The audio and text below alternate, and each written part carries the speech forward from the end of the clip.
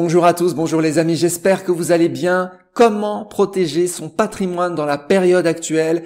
J'avais fait une vidéo précédemment pour montrer que les valeurs refuges traditionnelles n'étaient plus des valeurs refuges. Changement de paradigme, elles ne jouent plus leur rôle de protection face aux aléas économiques. Je vous rappelle que au moment où je fais cette vidéo, donc le 30 septembre, nous sommes en récession avec une inflation énorme.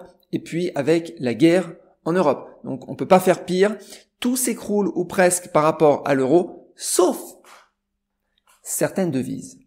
Et c'est ce que nous allons voir ici, puisqu'il me semble que aujourd'hui nous ne pouvons plus vraiment parler de valeurs refuges, mais nous allons parler de devises refuges, puisque les valeurs refuges, eh bien, ce ne sont que quelques devises. On va les voir. Lesquelles, puisque j'ai regardé toutes les devises depuis un an pour voir un petit peu comment elles se comportaient par rapport à l'euro, et on va voir quels sont les gagnants, quels sont les super gagnants et quelles sont les devises que l'on doit aujourd'hui nécessairement avoir dans son portefeuille. Alors certains, ça fait longtemps qu'on dit qu'il faut diversifier son cash et ses devises.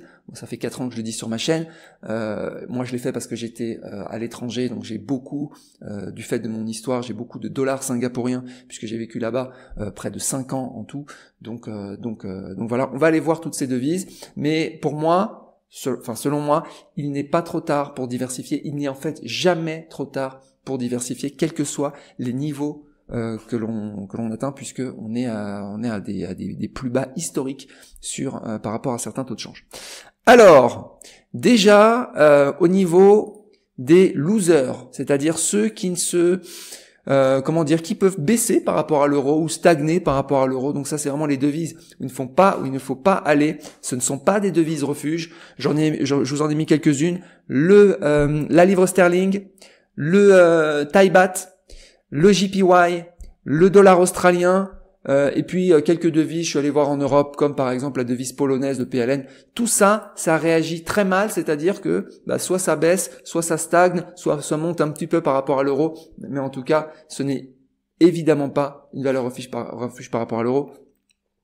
L'euro qui fait 6% d'inflation en France, 10% d'inflation en Espagne, 25% d'inflation en Estonie, donc c'est moche. Il va falloir compenser ça par le fait de diversifier et de mettre dans des devises refuges. Alors lesquelles?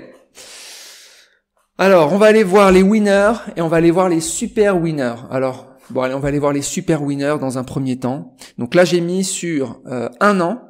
Ok, donc on peut voir. Alors là, on voit rien. Vous inquiétez pas. J'ai mis des couleurs et puis je vous traduis puisque j'ai affiché en fait toutes les devises gagnantes. Alors les super gagnants, c'est le dollar US. Dollar US, on est à plus de 20% d'augmentation par rapport à l'euro depuis un an. Donc ça vous le savez déjà.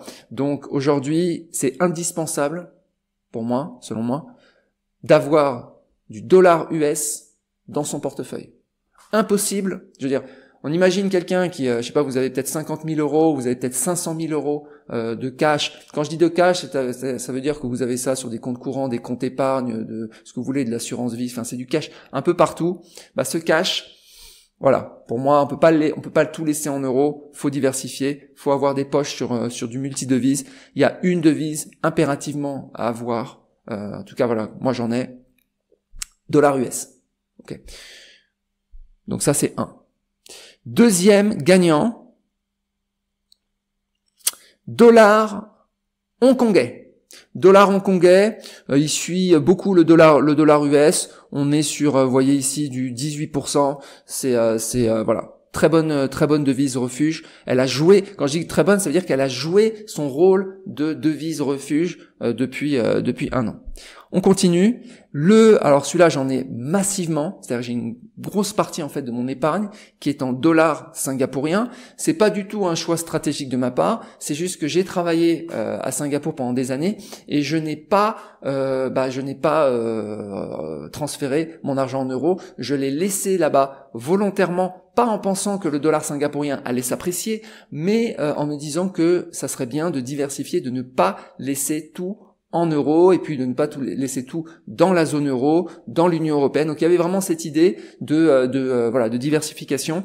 Et là, parfois on est du bon côté de la barrière. Coup de bol, le dollar singapourien par rapport à l'euro s'est très fortement apprécié. Vous voyez ici, on est à plus de on est monté jusqu'à 13%. C'est juste très bonne appréciation du dollar singapourien. Alors je continue. Bien sûr, celui-ci aussi on ne peut pas l'éviter. Après je vais vous montrer comment avoir toutes ces devises en portefeuille. C'est-à-dire comment est-ce qu'on fait pour acheter du dollar US, du franc suisse. Alors le franc suisse ici, il est au même niveau, vous voyez. Ça fait partie des très bonnes devises refuges. On est à plus, combien on est à plus? On est monté à plus 12%. Voilà, au moment où je fais cette vidéo. Donc c'est juste, je l'avais cité dans ma dernière vidéo aussi.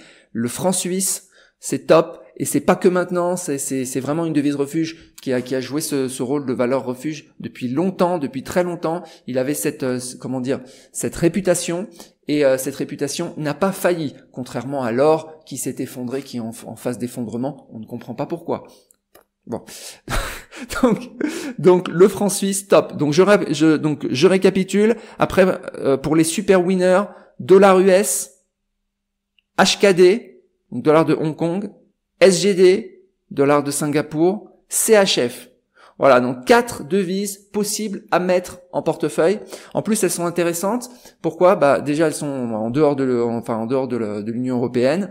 Elles sont vraiment sur des zones géographiques très différentes. Donc Asie, États-Unis, et on a cette Suisse un petit peu isolée, ce petit électron libre qui est magnifique, une perle qui joue son rôle de devise refuge. Je vais citer quelques autres avant de vous montrer comment on peut comment on peut transférer une partie de son cash en euros vers ces devises. Je cite quand même celles qui fonctionnent pas mal. Pas mal, ça veut dire qu'elles sont à plus 8%, plus 9% depuis le début de la crise. Ça veut dire qu'elles compensent en fait une inflation, voire même au-delà que vous avez en France, par exemple. Donc on a le dollar canadien, et puis je suis allé voir un petit peu d'autres devises, le CNY, donc la devise chinoise, ok. J'en avais déjà parlé, j'ai déjà fait une vidéo pour vous montrer comment acheter du CNY, ok. Je vais vous en reparler juste après. La devise indienne et la devise malaisienne, je suis allé voir le MYR, donc là c'est donc voilà, elles sont toutes autour de 7-8% par rapport d'appréciation par rapport à l'euro. Donc ça compense l'inflation. Donc voilà quels sont les winners. Alors maintenant, comment investir dessus? Eh bien, vous avez plusieurs méthodes, plusieurs techniques. Première technique en fait, c'est de passer, c'est peut-être la plus simple d'ailleurs, de passer par des fintech, c'est-à-dire Wise Revolut. Wise, vous pouvez avoir une balance. Donc dans la devise que vous voulez. En plus, vous avez un taux de change très favorable. Moi, par exemple, j'ai du CNY, j'ai du dollar US sur Wise. Attention, ce sont des fintech. Wise est une fintech, donc on peut pas stocker non plus beaucoup. Enfin voilà, moi je stocke pas non plus énormément, mais si c'est pour quelques dizaines de milliers d'euros, honnêtement, ça fait le job très bien. Donc Wise, Revolut aussi, on peut avoir une balance dans une devise différente. Après, il y a toutes les solutions avec les brokers, donc Interactive Broker. Là, j'ai beaucoup de dollars US puisque j'investis sur des actions US grâce à Interactive Broker. Et on peut avoir une balance dans différentes devises, pareil. Donc ça pose pas de souci sur, par exemple, du dollar US et d'autres. Je vais pas toutes les passer en revue, mais je pense qu'il y a aucun problème pour avoir du CHF, de l'USD, etc. Il peut y avoir des devises plus problématiques, mais je vais pas en parler, qui seront pas présentes, mais je vais pas en parler dans cette vidéo. La plupart sont présentes.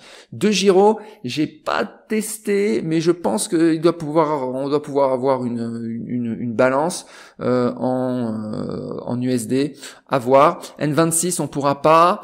Boursorama on pourra pas faire du multidevise dans ces banques là. ING il existe plus, donc je vais le virer. Paysera j'ai pas testé.